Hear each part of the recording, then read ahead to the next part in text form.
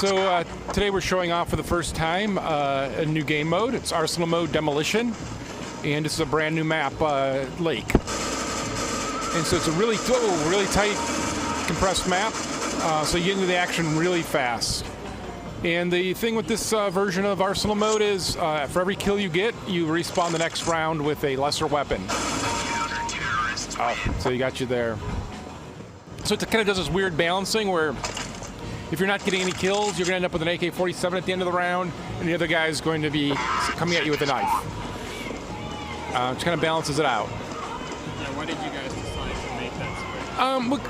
Well, so we have the regular Counter-Strike that you can jump in and play. It's got the buying beforehand and all the things you're used to Counter-Strike. The GunGame mode is fun because it just throws you into the action. It eliminates a lot of the complexities of what should I buy, should I hold off my money, what should I be doing, and it just throws you right into the action and then self-balances itself.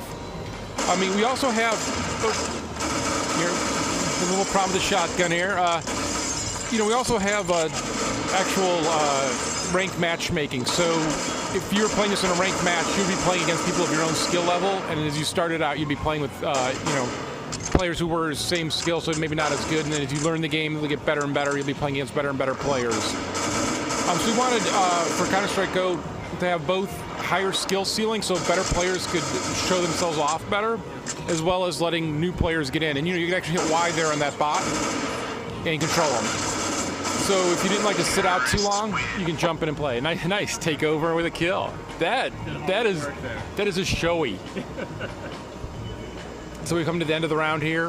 We have some space for awards here we haven't started filling in yet, and that's just the idea of, we really like in TF2, for instance, whereas you're playing, you kind of see how well you do in different classes, and you kind of get that feedback.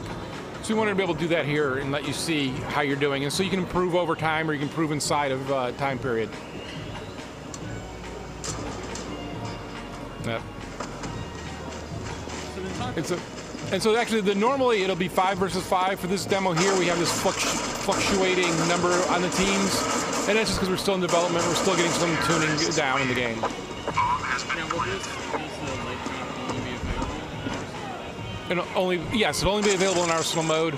The maps that are available in kind of classic Counter-Strike are maps that you've seen before. Things like Inferno, Dust 2, Dust. They're kind of the classic maps. If you think about it like any sport, basketball doesn't change its court often. Occasionally they had three-point line was a new one, but for the most part it's the same thing for years, so people can get really good at it, get used to that. And we wanted to bring that to CSGO as well. So we have a mix of old and new. And then, so we start out with the Yes. Yeah. So we start off with the M4, now you're going to get the P90, which is a little less accurate at distance, and so it actually makes you play differently. So you want to get in here closer, and obviously when you go to the shotgun next, you want to get in really close. And then the next gun is actually going to be the Desert Eagle. Arguably, maybe not that much of a downgrade from the shotgun. It's actually pretty good at a distance. But it, again, makes you play a little bit differently. And it's kind of the fun thing knowing in the beginning of the round, everyone has the same weapons. As we progress on, you're going to see a lot of people with shotguns. And you're going to know if I still have the AK-47, I can be at a distance and take them on. Now, is the gun progression the same, no matter which map you're playing on? Correct. For this. We also have the Arsenal mode Arms Race, which is all of the weapons you cycle through, ending with the knife. And that's just on one map. You actually keep respawning. There's not rounds. It's just one round. And it goes through the whole time. And it's just really frantic and just fast-paced, even more so than this. And this, also, if you get multiple kills per round, you do get a bonus grenade. I'm going to toss that out there. Don't let them get done. Nice.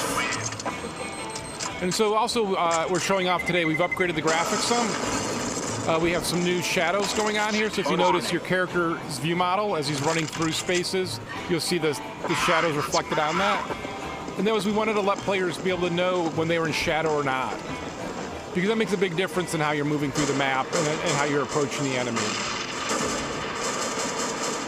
Now, is there any strategy in maybe having players pull back so that they don't Progress through? and have the more powerful guns? So we see some of that starting already on the team, outside of Valve, as we break into teams and we kind of get used to playing with each other, and it almost always backfires, right? Because there's only 11 rounds, and so you need to be the best very early on. You can't let them get too big of a lead, and holding back and not getting kills is a weird item. I mean, actually, if you get kills here and you progress. If you get killed and you change to a bot, those kills don't count for your gun progression. So I guess you could go on a streak there, but again, we've seen normally that kind of strategy doesn't pay off. So I can see trying to hold one guy back, but it's 5 rounds on each side, and then you flip and you start over again. Yeah. So you're only going to get that advantage for a little bit.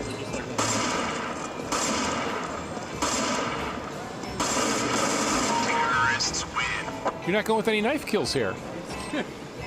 I will admit, you got me with some knife kills. That was embarrassing. I let you. I wanted you to feel good. So yeah, in this mode, you always have a knife still. In the other mode, you're actually just cycling through your weapons.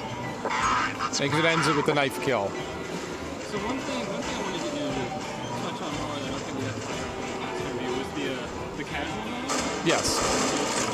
So both casual mode and competitive mode will keep adapting a little bit as we're going through the beta on the PC. Yeah. But the essential idea of casual mode is really, we call it social mode. And that's, you're hanging out with your friends, you're playing Counter-Strike, you want to be able to all talk, so you can all talk back and forth. There's no friendly fire on, so you can't grief each other. And it just kind of, and you're those matches aren't in your ELO ranking. So the competitive is, you want to make sure you're winning because you want to increase your ranking. You want to be doing better. The casuals, you're just kicking back, having fun. And you have like infinite funds. You have a lot of them. You have a lot of funds. We originally had infinite funds, and it turned into everybody just wanted to buy the op and snipe. And so we limited the funds, and so people have to make some strategic choices on how they want to approach that.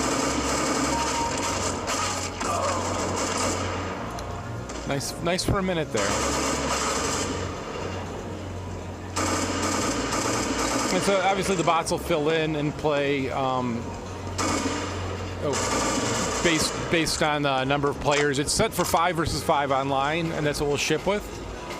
And some of that, like that, and some of the other stuff that we're doing is really based on what we saw the community doing, the competitive community.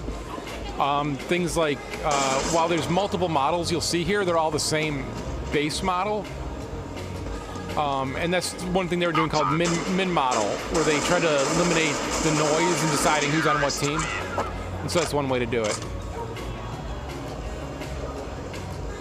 So what do you have left to accomplish in Counter-Strike? Like, what are you? So it's really the community is going to drive that, and so our beta is a real beta.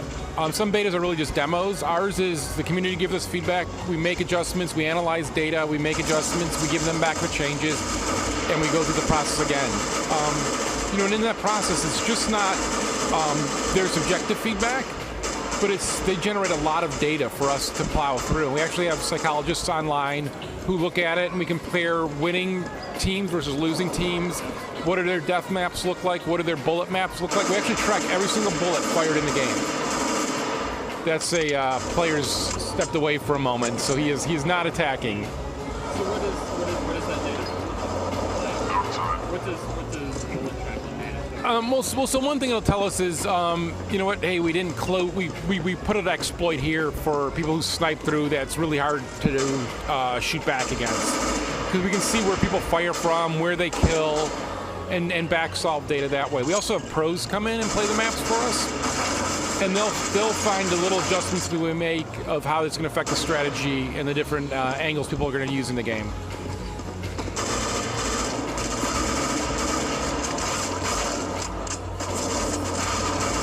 P90's a tough distance weapon, man. It's still Counter-Strike, so tapping your firing is still going to make you a better player than just holding it down. You ran out of time there. Terrorists have the clock, and the counter-terrorists have to worry about the bomb. Yeah, I don't know what that was.